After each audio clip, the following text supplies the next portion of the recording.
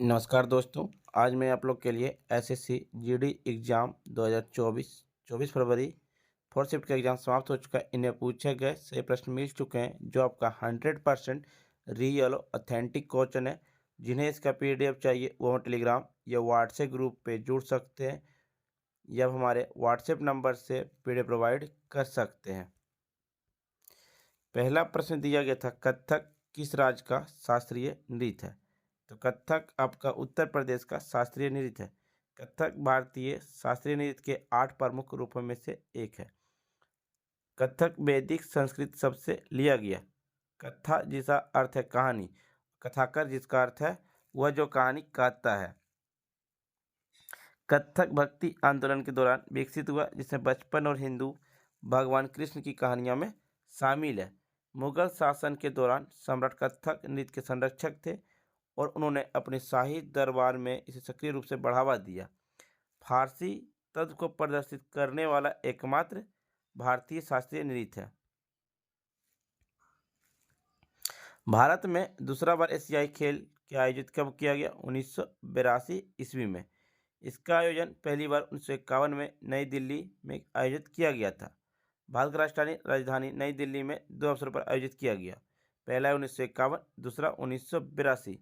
एशियाई खेल 2023 में हंगजो झंझिंगिया चीन में मनाया जाने वाला एक बहु खेल का कार्यक्रम है।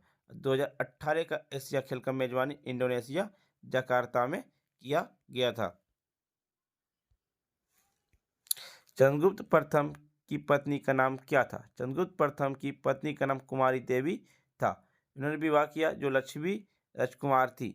लिच्छवी वंश के एक ऐसा साम्राज्य था जो नेपाल में 400 से 750 ईस्वी तक अस्तित्व में था। लिच्छवी राजकुमारी से शादी करके चंद्रगुप्त प्रथम ने अपने क्षेत्र को नेपाल तक विस्तारित किया। लिच्छवी एक प्राचीन वंश का नाम है जिसका मुख्यालय वैशाली बिहार में था। राज्य का अस्तित्व वर्तमान के नेपाल में था। कुमारी देवी गुप्त राज समुद्रगुप्त की मां थी। भारतनाट्यम के लिए 2009 में पद्म भूषण जीतने वाले कौन थी? तो वन्नादिल पुदिया विट्ठल या धनंजय शांता धनंजय। भारतनाट्यम के लिए 2009 में पद्म भूषण जीतने वाली जोड़ी वन्नादिल पुदिया विट्ठल धनंजय और शांता धनंजय है। वे भारत के तमिलनाडु के प्रसिद्ध भारतनाट्यम नर्तक हैं। वे कला के क्षेत्र में उनके योगदान के लिए उन्हें कई अन्य पुरस्कार और मान्यता भी मिली है। महबूब सुबानी और काली साबी महबूब भारत के आंध्र प्रदेश के प्रसिद्ध कुचिपुड़ी नर्तक हैं।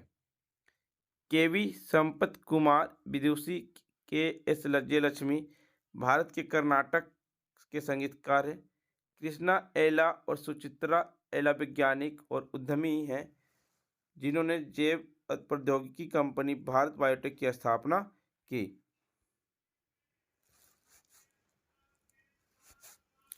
कौन सी जल संधि भारत और श्रीलंका को विभाजित करती है? तो पाक जल संधि जो भारत और श्रीलंका को विभाजित करती है। पाक जल संधि भारत के तमिलनाडु राज्य और श्रीलंका के उत्तरी प्रांत के मन्नार जिले के बीच एक जल संधि है। यह जल संधि उत्तर पूर्व में बंगाल की खाड़ी को पाक खाड़ी और फिर दक्षिण पश्चिम में मन्नार की खाड़ी से जोड़ती है। इस जल संधि का नाम रॉबर्ट पाक के नाम पर रखा गया है। नेमुरो कुनासिर और होकाइदो रूस के साथ जोड़ती है। बोस जल संधि तस्मान सागर और दक्षिण सागर ऑस्ट्रेलिया से पे है। दक्कन जल संधि उत्तर में रेटलैंड द्वीप और दक्षिण में लिटिल अंडमान हिंद महासागर। मलक्का में अंडमान सागर और दक्षिण चीन सागर इंडोनेशिया मलेशिया। जिब्राल्टर है भूमध्य सागर और अंटार्कटिक महासागर स्थान है स्पेन मोरक्को। बेरिंग है बेरिंग सुरंग बेरिंग सागर और चुक्ची सागर अलास्का रूस को जोड़ती है। बैंक रेट कम से डिमांड रुपए में क्या फर्क पड़ता है? बैंक दर में कमी से आरबीआई उधार लेना सस्ता ही हो जाएगा जिससे अंत बाजार में धन की आपूर्ति में वृद्धि होगी यानी उच्च तरलता होगी।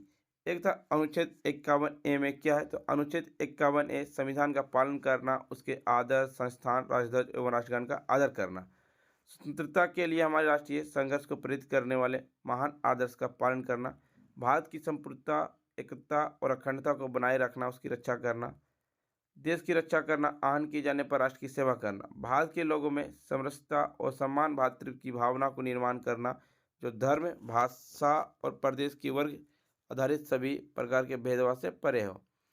साथ ही ऐसी प्रथा को त्याग करना जो स्त्रियों के सम्मान के विरुद्ध हो। हमारी असमर्थ संस्कृति की समृद्धि विरासत को महत्व देना और संरक्षित करना।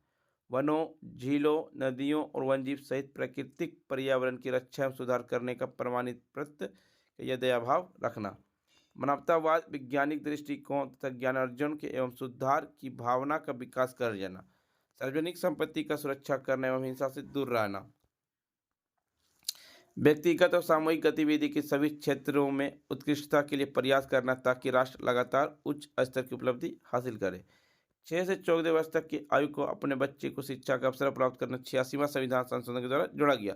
10 मौलिक कर्तव्य आपका 42वां संविधान संशोधन 1976 के द्वारा जोड़ा गया। उसमें भारत के प्रधानमंत्री इंदिरा गांधी और राष्ट्रपति फखरुद्दीन अली थे। 2011 की जनगणना के अनुसार महिलाओं की कुल जनसंख्या कितनी है? भारत में कुल जनसंख्या 52% पुरुष और 48% महिला है। भारत में कुल जनसंख्या 121 करोड़ है, जिसमें पुरुष की जनसंख्या 623.72 मिलियन और महिलाओं की जनसंख्या 586.46 मिलियन, मतलब 5 करोड़ 58 करोड़ 64 लाख 69,174 महिलाएं। आंध्र प्रदेश में सबसे ज्यादा महिला आबादी थी। जनगणना गृह मंत्रालय के अंतर्गत आता है। MHA के तहत रजिस्टर जनरल और जनगणना आयुक्त कार्यालय जनगणना कराता है। हर 10 वर्ष में एक बार जनगणना होती है। पहली बार जनगणना 1881 में गैर समकालीन के रूप में किया गया था, लॉर्ड मेयो के कार्यकाल में। पहली आधिकारिक जनगणना 1881 में किया गया था, लॉर्ड रिपन के कार्यकाल में। प्रथम जनगणना आयुक्त श्री W फुलडेन 1948 में जनगणना अधिनियम बनाया गया था। वर्तमान रजिस्टर जनरल जनगणना आयुक्त डॉक्टर विवेक जोशी हैं।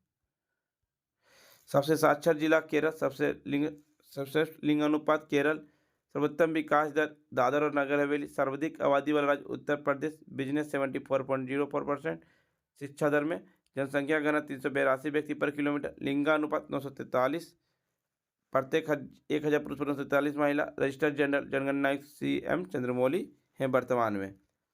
अफगानिस्तान के साथ भारतीय सीमा की लंबाई कितनी? 106 किलोमीटर है। सर्वाधिक सीमा की लंबाई भारत बांग्लादेश के साथ करता है 40,496 किलोमीटर।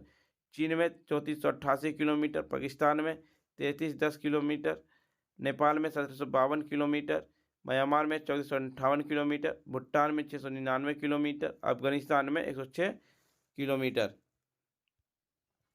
मांडो नृत्य किस राज्य का था? मांडो नृत्य गोवा का है। मांडो एक संगीत नृत्य के रूप में जो 19वीं और 20वीं शताब्दी के दौरान गोवा के कैथोलिक के बीच विकसित हुआ था। यह भारत और पश्चिम परंपरा को मिलन बिंदु का प्रतिनिधित्व करता है। यह पहले के दिनों में मांडो नृत्य आमतौर पर शादियों के उत्सव में शाम को किया जाता था।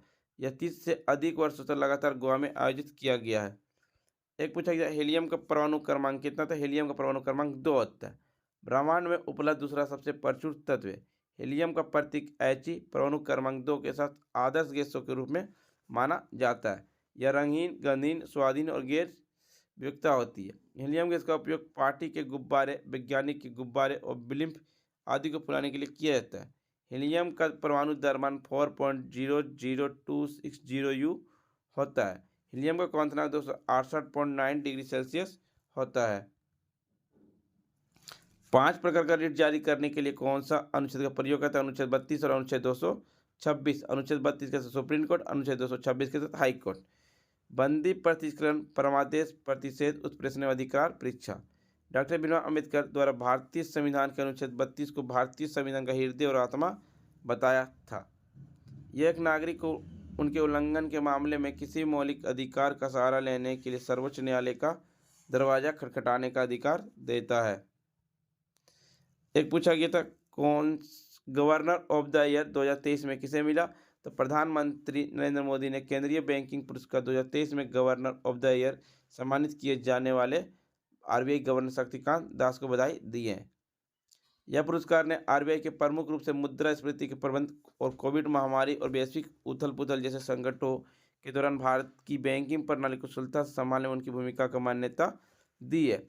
वह रघुराम राजन के बाद इस पुरस्कार से सम्मानित होने वाले दूसरे सेंट्रल बैंक ऑफ गवर्नर है जिन्होंने 2015 में यह उपाधि हासिल की थी।